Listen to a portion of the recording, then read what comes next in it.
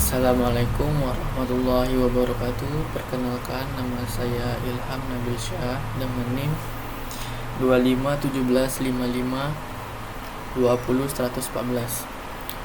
Di sini saya akan mengerjakan tugas dari mata kuliah dasar-dasar komputer dari Pak Afrio, dan saya adalah mahasiswa dari Stikom Muhammadiyah. Di sini saya akan menjelaskan materi dari pengenalan sistem komputer, hardware, software, dan brainware. Saya masuk dari pembahasannya. Pengenalan sistem komputer. Pendahuluan dulu. Di era digital sekarang, komputer sudah menjadi bagian yang tidak terpisahkan dari kehidupan manusia. Komputer digunakan di berbagai bidang seperti pendidikan, perkantoran, bisnis, kesehatan, hingga hiburan. Namun, sebelum menggunakan komputer secara optimal, penting untuk memahami apa itu sistem komputer dan komponen-komponen penyusunnya. Sistem komputer tidak hanya terdiri dari satu bagian saja, melainkan gabungan dari beberapa unsur untuk saling bekerja sama sehingga dapat berfungsinya sebuah komputer. Secara umum, terdapat 3 komponen utama, yaitu hardware, yaitu perangkat keras. Yang kedua ada software, perangkat lunak, dan brainware dari si pengguna tersebut. Pengertian dari komputer ialah sistem komputer merupakan suatu elemen-elemen yang saling berhubungan dan bekerja sama untuk menerima input atau masukan, memproses data, menyimpan data, dan menghasilkan output atau keluaran berupa informasi yang berguna bagi pengguna. Sebagai ilustrasi sederhana, sistem komputer ini dapat dianalogikan sebagai tubuh manusia. Hardware merupakan bagian dari tubuh fisik, dan software sebagai pikiran atau instruksi, dan brainware adalah sebagai manusia yang mengendalikan serta mengambil keputusan. Kita akan masuk ke bagian hardware atau perangkat keras. Hardware ialah semua komponen komputer yang dapat dilihat dan disentuh secara fisik. Hardware berfungsi sebagai alat untuk menjalankan perintah yang diberikan oleh software dan brainware. Poin pertama ada di perangkat input. Perangkat input ialah perangkat keras yang digunakan untuk memasukkan data atau perintah ke dalam komputer. Contohnya seperti keyboard, mouse, scanner, ada mikrofon, dan webcam. Ilustrasinya saat kita mengetik tugas menggunakan keyboard, teks akan diketik merupakan data input yang akan diproses oleh komputer.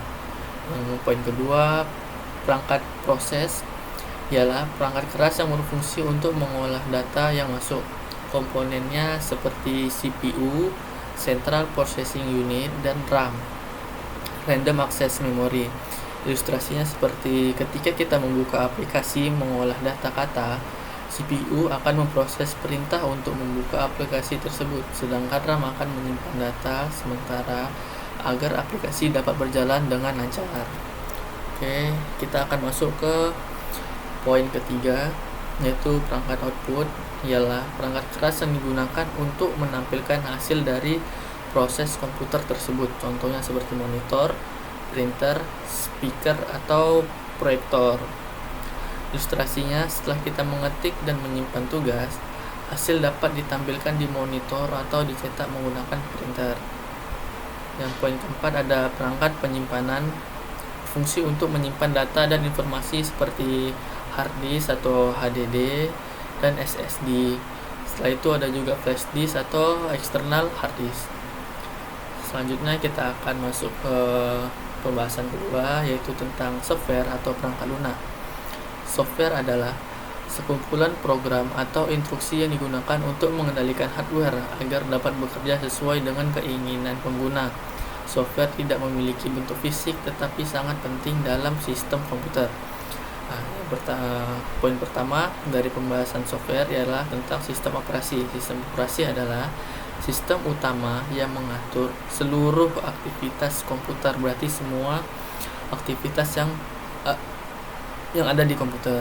Contohnya sistem operasi seperti Windows, Linux, macOS atau Android. Ilustrasinya seperti sistem operasi dapat diibaratkan sebagai manajer yang mengatur penggunaan CPU, RAM, dan lainnya agar berjalan dengan teratur. Poin kedua yaitu aplikasi. Software aplikasi adalah program yang digunakan untuk membantu pekerjaan pengguna. Contoh dari software yang seperti kita tahu ada seperti Microsoft Word untuk mengolah data, Microsoft Excel untuk mengolah data, Adobe Photoshop untuk mengedit gambar, dan browser seperti Google, Firefox, atau browser lainnya seperti Chrome untuk mengakses internet. Ilustrasinya seperti saat membuat presentasi, pengguna memanfaatkan software aplikasi untuk menghasilkan dokumen atau tampilan. Yang poin ketiga ada software utilitas. Software utilitas berfungsi untuk membantu perawatan pengamanan sistem komputer, contohnya seperti antivirus, diseling up, dan backup data. Yang materi ketiga dari pembahasan sekarang ialah tentang brainware atau si pengguna tersebut atau si manusia yang mengendalikan atau mengoperasikan komputer. Brainware adalah manusia yang menggunakan atau mengelola dan mengendalikan sistem komputer. Brainware memiliki peran yang sangat penting karena tanpa pengguna, komputer tidak akan berfungsi. Jenis-jenis brainware antara lain yang pertama ada user, operator, programmer, administrator, dan lain-lain. Ilustrasinya, seorang siswa yang mengetik tugas di laptop adalah brainware yang memanfaatkan hardware dan software secara bersamaan sehingga dapat terjadinya kerjasama antara hardware, software, dan brainware. Hubungan hardware, software, dan brainware.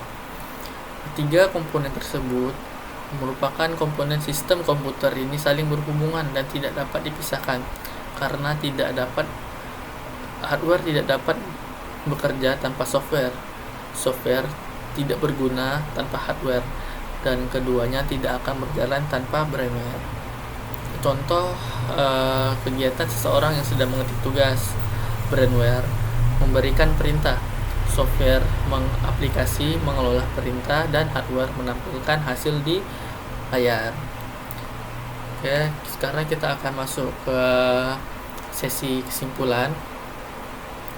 Kesimpulan dari materi hari ini ialah sistem komputer merupakan kesatuan dari hardware, software, dan brainware yang bekerja sama untuk menghasilkan informasi. Hardware berfungsi sebagai perangkat fisik, software sebagai mengatur dan memberikan instruksi, serta brainware sebagai pengendali dan pengguna sistem komputer. Pemahaman terhadap ketiga komponen ini sangat penting agar komputer dapat digunakan secara efektif dan efisien. Pesan edukatif yang ada di video materi kali ini ialah sebagai pengguna teknologi, kita tidak hanya dituntut untuk bisa menggunakan komputer, tetapi juga memahami cara kerjanya. Dengan memahami sistem komputer, kita dapat menggunakan teknologi secara bijak, merawat perangkat dengan baik, serta meningkatkan keterampilan digital yang dibutuhkan di masa depan. Gunakan komputer tidak hanya untuk hiburan tetapi juga sebagai sarana belajar dan pengembangan diri. Baik, sekian dari presentasi saya ucapkan wassalamualaikum warahmatullahi wabarakatuh.